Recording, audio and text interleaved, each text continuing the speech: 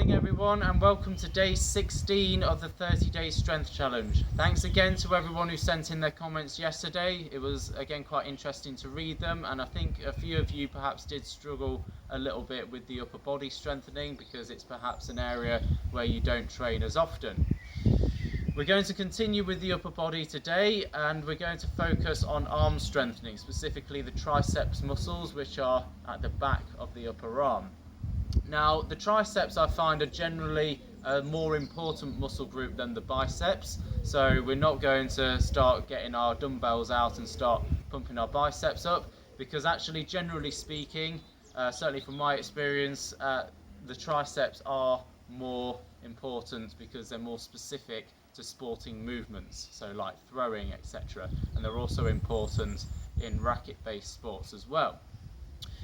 So it's good to have sort of a lot of speed and power in these muscles, and speed and power is something that I'm going to focus on in a lot more detail as a reoccurring theme as we go further on into the future videos, especially now that we're over halfway through, because it's all well and good having, you know, maximal strength and everything and being able to lift, you know, heavy weights, but if our sport does require a lot of speed and power, then maximal strength isn't going to be enough. We need to essentially train the rate at which that speed can be applied.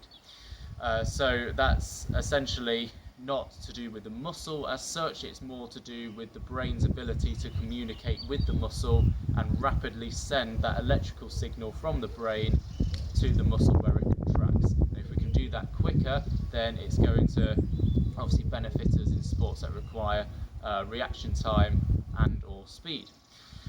And also working on power is a good thing to do at this point, because in the absence of being able to get into the gym and lift heavy weights, we want to essentially focus probably more on our power, because we're restricted to body weight movements anyway, and of course we can't really without heavy weights strengthen our upper body as much, so we might as well use the lower weight, higher repetition and sort of quicker movements that are typically associated with developing power. So this exercise today is something that you'll most likely be quite familiar with, and it's the tricep dip.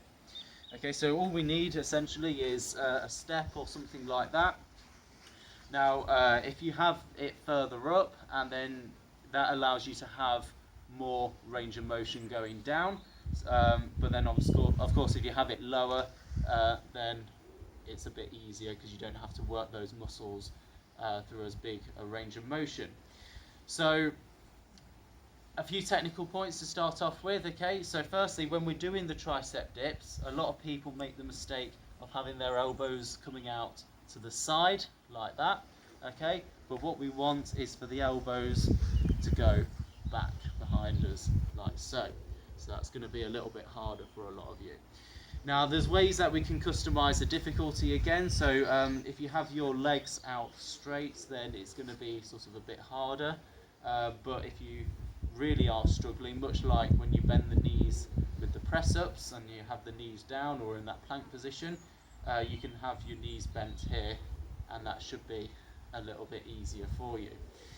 So what I want you to try and do is, if you are new to this exercise and that you're struggling a little bit, perhaps just do these to failure.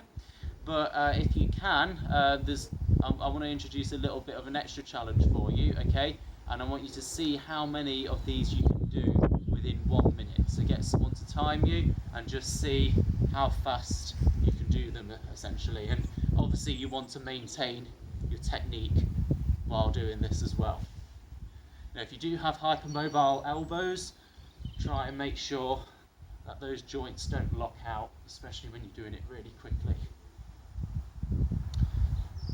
Okay, so that's your challenge for today. See how many of those you can do. Let's start developing a bit more power. I'm going to get you to sort of start moving a bit quicker as we go forward as well. So keep liking, commenting, share to your friends. Let's get as many people on board as we possibly can. It's not too late to start from the beginning because the videos essentially aren't going anywhere. So don't let that obviously put you off. And I'll see you tomorrow for day 17.